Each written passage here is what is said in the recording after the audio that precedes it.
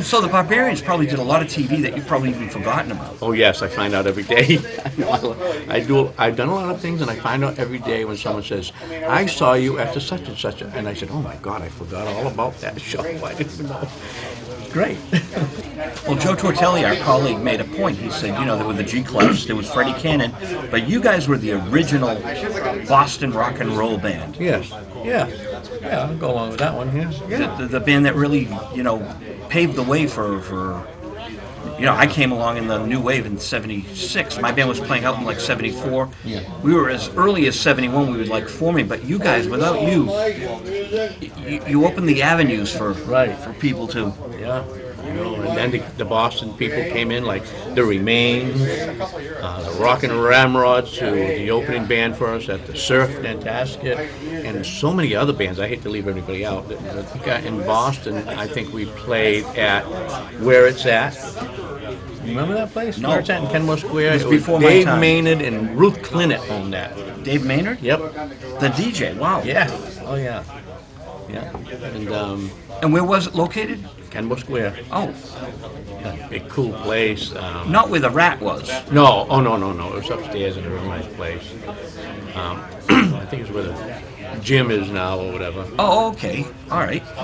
Yeah, what's there is Planet Records was there, and they had a fire. Oh. So where's Planet Records now? I don't know. Harvard Square. Planet Records was under that gym in Kenmore Square. Oh, okay. I think that's where it was, right around there where It's At was. So they've moved over to 54. Jerry Lee Lewis would play there, and all these kind of people. Nice. Yeah. Jerry Lee. A lot of people, all the top people were playing there. And I don't know how many years it lasted. And then we played Suffolk Downs. We played Jordan Hall, which is not far from Symphony Hall. What a beautiful room, Jordan Hall. Yes. My roommate goes there to see classical artists, symphony, Okay, yeah. orchestra stuff. Yeah. Most of the places involved. BU, Sergeant Jim, where the Ronettes opened up for me, and I almost died that they were going to open up for me. Because, Ronnie Spector and the Ronettes, I was melting over, they were so nice. Walking in the rain. Oh, jeez. I bet there's a ton of Ronnie Ronettes. You can feel the Ronettes Everywhere. records. Oh, yeah, everywhere. Be My Baby. We're at the New England Record Expo in original Randolph Music, New England CD Record Expo, and there's vinyl everywhere, people. We'll take some shots. Jay LaFond is producing. We'll take some shots of the other tables. There's just vinyl everywhere. It's great to see vinyl, isn't it, Moulty? Yeah, we don't see this anymore. It's only at places like these, and it's just something that is. It's not gone. It's always here, but it's not made anymore. It is. It's coming back. Yeah, I hear that. Yeah, that's right. Newbury Comics. You can buy Beatles albums and Queen and The Doors, and they're very expensive. They go for like $20. Well, that's not expensive for vinyl because vinyl is really nice. Yeah, and they're high quality virgin vinyl. But there's something about seeing, the Barbarians. Yeah. On a 45. I love holding it. Oh yeah. I like CDs. You need glasses, or I Xerox these. I blow them up on the Xerox machine. When I was a kid growing up, listening to the Ventures and U.S. Bond and the 50s music and all these fantastic people there, Chuck Berry, and, what's his name, all these people. I don't leave anybody out, but I would say, wow, someday I would like to be on a record. If I was only on a record, and I would only thought of 45, wow, because I'd be buying 45s to play them. Boy, to be on a record. When I was on a record, it was such a big deal for me. I'm on a record, wow, my own record. And I had a record company too. I forgot about that. But just to be on a record, I would have gone down to the corner store and made a record, and that would have been my goal. I would have retired, Same label as the Chiffons and Dion. Yeah, and the Gary and the Pacemakers were on here too. Ah. Yeah, and a few others. Yeah, Laurie was a nice label for all the girl groups. Hey, our first interview got in Discoveries. That was Joe Tortelli did that, but it was national press. Yeah. So people care. People do care about this great music. People care about your thoughts on music. What do you listen to today? A varied amount, really. A varied amount of music. I always, very early, before the Barbarians, I always loved steel bands from the Virgin Islands. Oh, I was really into the calypso, not the modern type reggae, but the older type, and the old-fashioned steel bands, just does something to me. So I had a lot of that feeling and rhythm in me. So when I played the drums, obviously it's in there. one of your sons is at home and plays guitar. My son Eric is a guitarist, and the only guitarist I will work with. Ah, The only lead guitarist I work with. are you guys writing anything? Do you ever get the urge My to write? son does a lot of everything, and real good. But I have things on the file already. They're not finished. I'm going to have my son help me finish a new version of Hey Little Bird. Okay. Tammy show was 1964. We're going to do a 2010 version. Now I know the band Mad Session broke up. Did you produce that? No.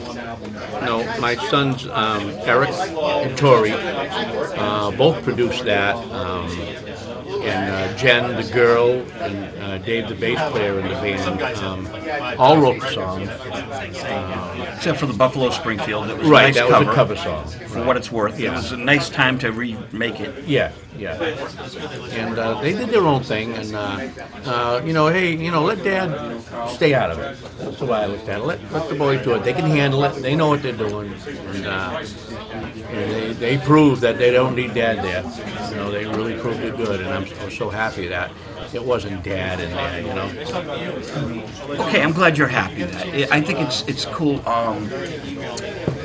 One example we have is, remember the hit Brother Louie?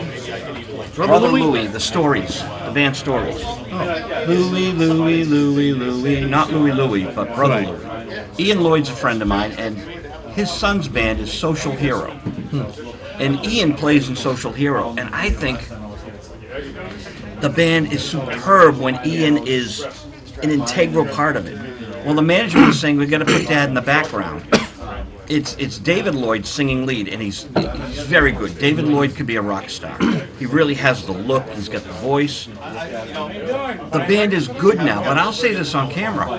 When they let Ian Lloyd be a part of the band and not in the background, the band is excellent. Here's the guy who sang on Foreigner. He sang on most of the Foreigner hits in the background. He sang on the band on Yes, the group Yes. He's in demand for backing vocals. Kiss, Rock and Roll All Night, Party Every Day, the studio version. He's singing backgrounds. I see Bert over there. That's Bert. And Bert's, do you know these things are 32 years old? That's right. 32 years Bert's been running this expo. Right. We'll talk to him on camera too, but it's just a great way for people to get together. It's great to see you. It's good for you to be at the show, I think. I think it's important. I love it here. My element is music, records. Joe Viglione. Moulty, it's like Jay was looking at the table and he says, it's colorful. It's like, here's my life. I put these records out, so it's like, it's my life on the table. Yes, it is your life. And it is colorful, and I like that. Mrs. Joe Perry from Aerosmith. Oh, yeah. Okay. She married Joe Perry, but this was the Gin single we put out back in 1980. And it got Willie Alexander. Yeah. It got him the deal with RCA in Europe. This single. So, and do you have one? Yes. Good. You should. Thank you. You used to be in the trenches with Willie back in the day. That's right. Willie was in a band called the Bagatelle on ABC Dunhill. Bagatelle was an R&B band. And then he joined the Velvet Underground. And he's just a great guy, and he's been a guest of our show too. So the Tammy show's out. Moulty's going to have a website. I'll keep talking to you for hours, and I don't want to do that. Okay. But my meat is running. No, it's an exciting time because we have no idea what's going to happen. It's April 11th, 2010. We have no idea. PBS keeps playing this great show with you on it, and you're on this DVD.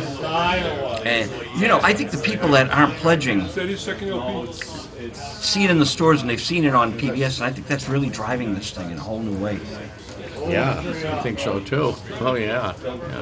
Maybe they should put the Nuggets collection out there too. There's so much great stuff on that. Electric Prunes.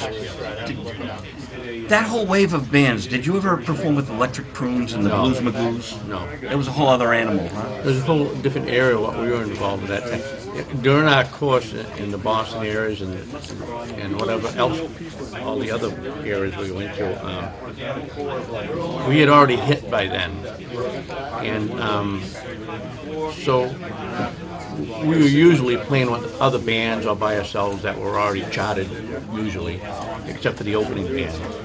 That's why I like the Rock and Ramrods who opened up for us, people like those. And the Remains would open up for us, and they were very good. They were very good. We love the Remains. Yeah, the Remains are great. They opened up with the Beatles. I always loved the Remains. He did the 1966 tour with my dear friend Bobby. Oh, Bobby okay. Hebb, Sonny. Yep. So Bobby and the Remains opened for the Beatles. Is that a great shot? Yeah. Brian Epstein set that up. Oh. The Beatles love R&B, so that he wanted the Beatles getting the autograph of Bobby Hebb. Oh. Well, you know who my favorite band is? The Beatles. Yes. It's hard not to.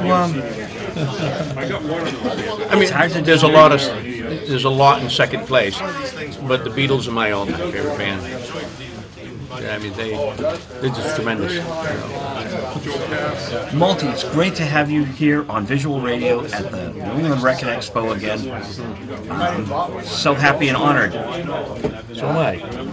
Cool, man. Okay. And thanks to Jay LaFawn from Haverhill TV for helping us out today.